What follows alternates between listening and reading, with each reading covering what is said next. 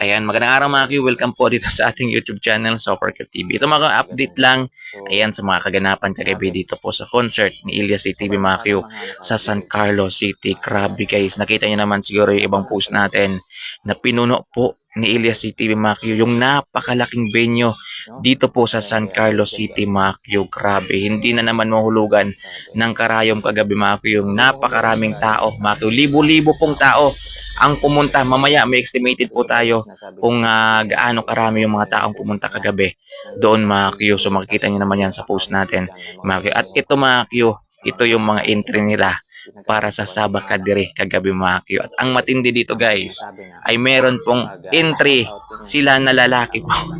Ito siguro mga Q yung sinasabi ng mga kahapon ng mga taga San Carlos City sa Facebook group na may surprise daw sila na sasabak kay Ilyas CTV. At ito yun mga Q, yan yung papanoorin natin ngayon sa mga hindi po nakapanood ng live kagabi.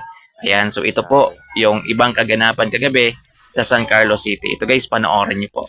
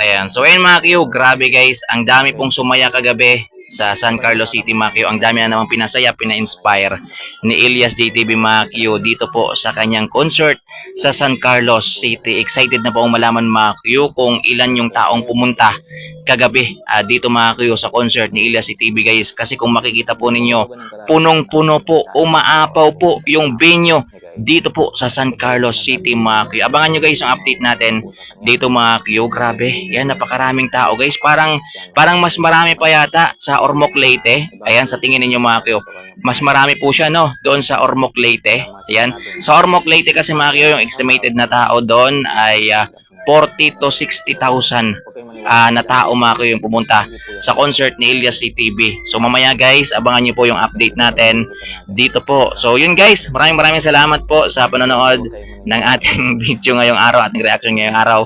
Yan, again po, suportahan po natin si Ilyas CTV mga Q sa kanya pa pong mga tatahaking landas dito po sa kanyang karera mga Q. Ang dami po nating aabangan mga Q sa mga bago pa lang po dito sa aking YouTube channel. Ang dami po nating aabangan dito po kay Ilyas CTV guys. Isa na doon yung gagawa po siya ng pinikula at yung kanyang UE store mga Q na sinuportahan din po ng ABS-CBN Global mga Q. Mamaya guys, may reaction po tayo about dyan doon sa binalita sa TV Patrol dito po kay Ilyas TV mga Q.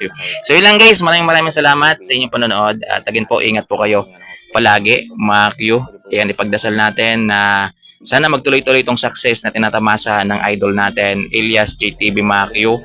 Ayan, at marami pa po siyang mapasayang Pilipino Macchio. Hindi lang po Pilipino Macchio, maging sa ibang bansa Macchio ay napapasaya po ng isang Elias JTV Macchio. Nagiging inspirasyon po siya sa ating lahat. So yun lang guys, ingat po kayo palagi. God bless po at sana po i-follow nyo po itong aking Facebook page, Kuya Q TV, at yung aking YouTube channel. Ito po, kung saan po kayo ngayon pumapanood Macchio. Sana po i-subscribe po ninyo guys. Ayan, paabutin po natin ng 41,000 subscriber po yung aking YouTube channel. Kasi mas marami tayong followers Macchio, mas marami subscriber mas marami po ang makakakilala po kay Elias JTV Macchio na sinusuportahan natin ngayon po. Ayan, so yun lang guys. Ingat po kayo palagi. God bless po sa ating lahat Macchio. Ayan, basta ingat lang po kayo. Mamaya po, abang-abang lang po kayo sa mga update natin sa iba pang gig ni Elias JTV Macchio na inaabangan talaga natin. So yun lang guys. Ingat po kayo Macchio. God bless po sa inyong lahat. Kanunay po, amping po. Ayan, magdasal po tayo araw-araw. Sana bigyan pa tayo ng lakas at magandang pangangatawan.